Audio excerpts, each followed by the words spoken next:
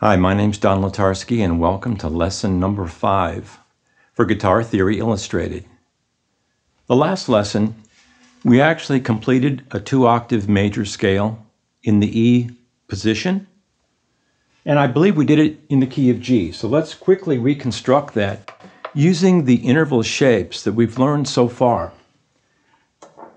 These are called the simple interval shapes because they span a distance no greater than an octave. There's the shape for the major second, and here's the shape for the major third. Perfect fourth, in most cases, is straight across. Here's the power chord perfect fifth shape, and the major sixth shape, again from that bass note, and the major seventh is always a half step below the root of the scale in a major key. That's one octave. Let's take it up to the next octave. Now we've got a new major second shape. Check that out. Here's another major second shape. Here was the first one. Major third shape is going to stay the same. It's that diagonal shape right there. Perfect fourth shape stays the same, straight across.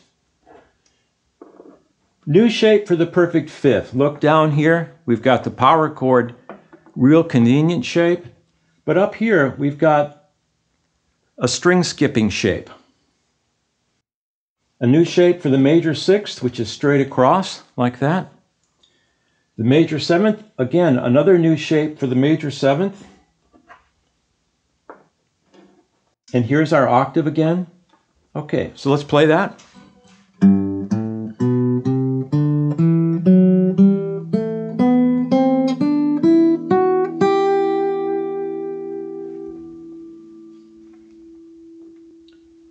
When we want to go to the next position for the major scale, you have to ask yourself, what comes after the E form in the C-A-G-E-D system?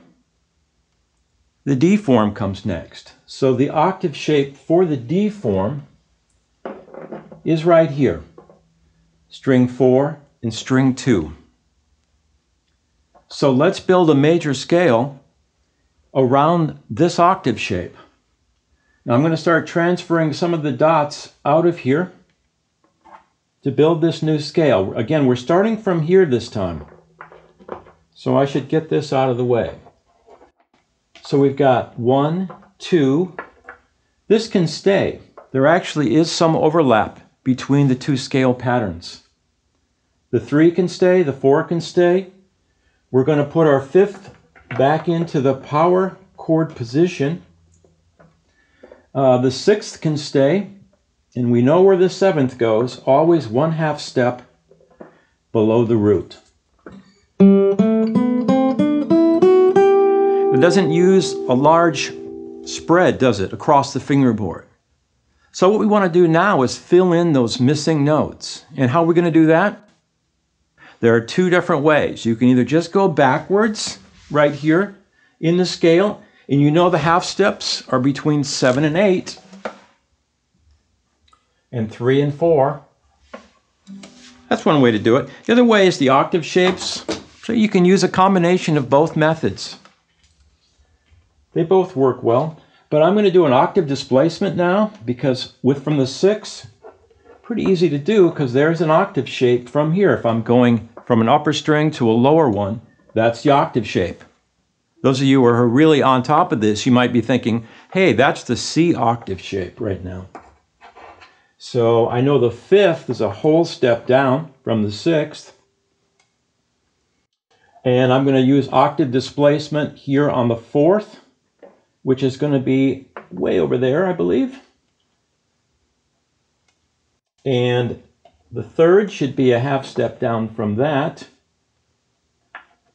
And the 2nd is a whole step down from that. And I can check my work because that is an octave right there from the 2nd to the 2nd. The 3rd to the 3rd is an octave, and the 4th to the 4th. Let's see if that sounds okay. Great. Now let's fill out the last few notes here. On the fingerboard, we've got a 1. We need a 2 right there. I know that this is right because remember, whatever happens on string 6 is also mirrored over onto string 5. So we can go from here over to there, and from here over to there. And I can put another 4th in there since it falls within my finger pattern. It's a very easy finger pattern. Now, to make this all sound like the G major scale, which is what it is, I'm going to put that low bass note, and I'm going to start there just so your ear has a really solid G bass note in which to hear how those intervals are built above it. Without that solid G bass note, it sounds not quite like a G major scale because our ears always perceive sound from the lowest pitch on up. It's calculating these intervals, and those intervals that are produced from the bass note determine our emotional response to that series of notes. It's very unusual how that happens, but it does work that way. So let me play this from G.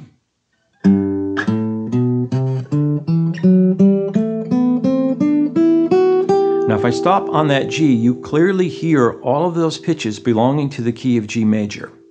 I'm going to add the extra few top ones in.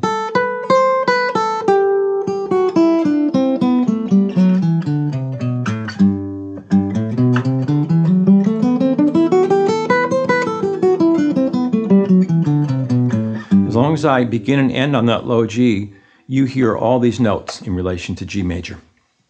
Let's build the next scale up the fingerboard, and that's going to put us in the C shape. So let me just add this in. Now some of these can stay, so you're going to be able to see this overlap pretty clearly if I remove these real quick and begin building this scale up here in this position. I can leave the 3rd right there because it's already good. So we've got a 3, 4. There's a whole step between 4 and 5. I can fill this in. 6. I can go up to 7 here because I know that 7 always goes to 8, half step away. 2 to 3 to 4, straight across 4 shape again, just came up again. 5 is good, whole step above 5 is 6, and 7 is already located. The root there, 3, 4, let's add in a, whoops, I skipped one. I skipped a 2, sorry.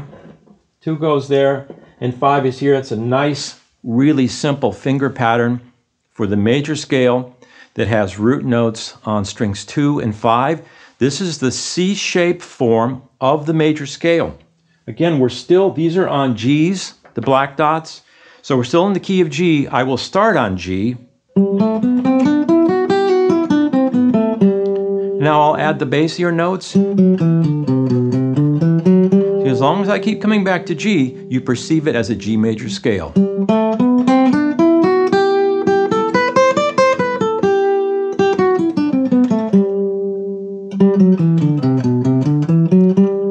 Great. I have to change the location of these notes now because we would run out of frets. So I'm going to move this whole pattern down to C. Now that I've got this pattern situated so that the root notes are C, we can build the next scale pattern pretty easily, which is going to be the A form. So let's build that. Some of this again can stay the same because of the overlap. So 5, 6 is going to go to here. 7's good. Root, we need a 2 above the root. 3 can stay, 4 can stay. We need a 5 though. 6 is good, and 7 is good. 1, 2, 3 is going to be our straight across version of 3 now. That may be the first time we've had that today. 3, 4 is a half step above. 3, 5, and let's complete the scale with a 6 right there. And there we go. Now I'm just going to play from that C to that C to establish the major sound that we're after here. Let's extend it down to the lower notes. And this time I'll go to the upper notes too.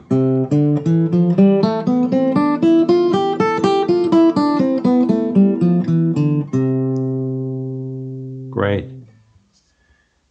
There's only one pattern left, and then we'll wrap up this lesson, and that's going to be the G pattern. It's going to start on the 6th note here. 6, 7. I'm just going to duplicate that right away. 2, 3, diagonal shape for 3, straight across 4, 5. Full step up from 5 is that. We need another 7 right there. There's the 7. 2, 3, 4, 5, 6, 7, and root. So this pattern jumps back just a little bit here. So I'm on C, and I'll play from this C clear over to here.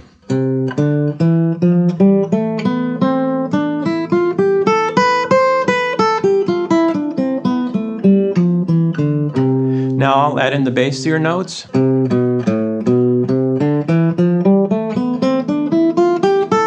There actually aren't any higher notes to add in.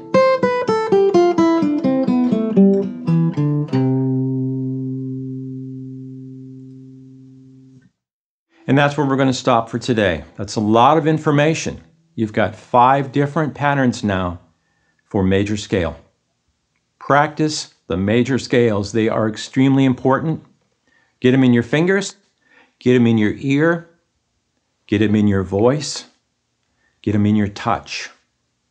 Okay, we'll see you next time. Thank you.